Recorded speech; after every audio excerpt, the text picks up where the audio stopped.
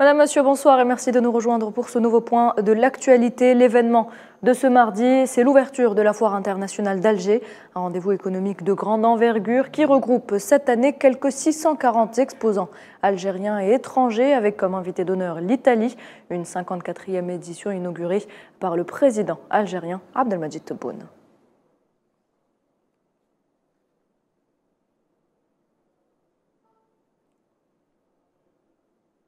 Les échanges commerciaux entre l'Algérie et l'Italie dépassent les 20 milliards de dollars, l'Italie étant le troisième partenaire commercial de l'Algérie au niveau mondial, occupant la place de premier client et de troisième fournisseur.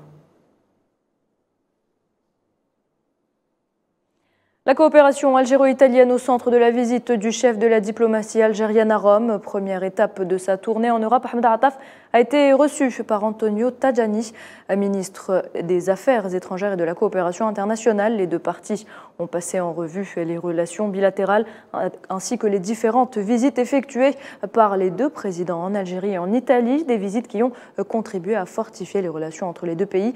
Ahmed Attaf qui s'est par ailleurs entretenu avec le président de la Chambre des députés du Parlement italien Lorenzo Fontana.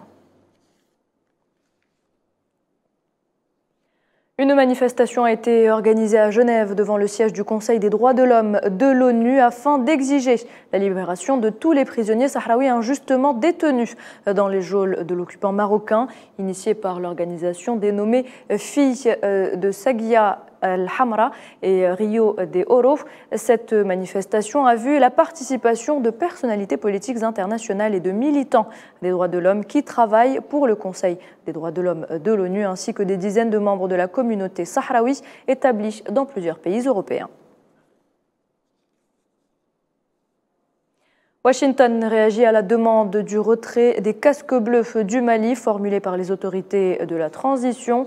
Les États-Unis ont dit regretter la décision du gouvernement malien de révoquer son consentement à la MINUSMA tout en exprimant leurs inquiétudes des effets de cette décision sur les crises sécuritaires et humanitaires qui touchent la population malienne.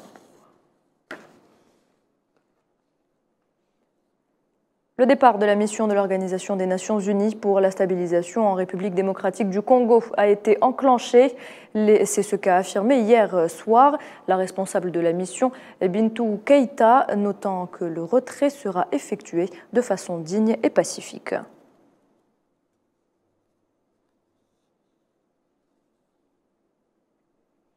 Et la communauté internationale a promis quelque 1,5 milliard de dollars pour venir en aide au Soudan en guerre qui, selon l'ONU, sombre dans la destruction et la violence à une vitesse sans précédent. Cette somme ne représente que la moitié du total dont les agences humanitaires estiment avoir besoin. Et la situation au Soudan était au menu de discussion hier au Caire entre le secrétaire général de la Ligue arabe, Ahmed Aboulraït, et le vice-président du Conseil souverain du Soudan, Malik Agar. Les deux parties ont aussi abordé les initiatives internationales et régionales visant à résoudre le conflit armé en cours dans le pays.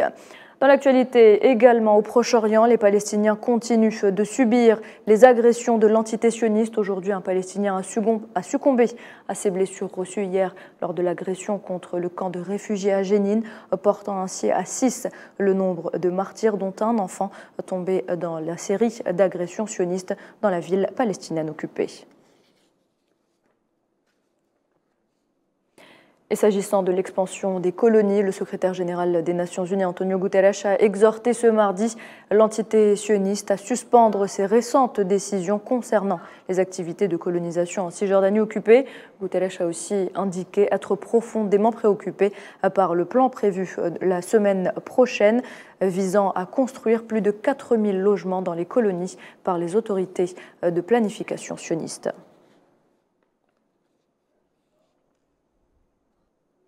Et voilà, on arrive à la fin de ce point de l'actualité. Merci de l'avoir suivi. Je vous retrouve à 19h pour le journal de la rédaction.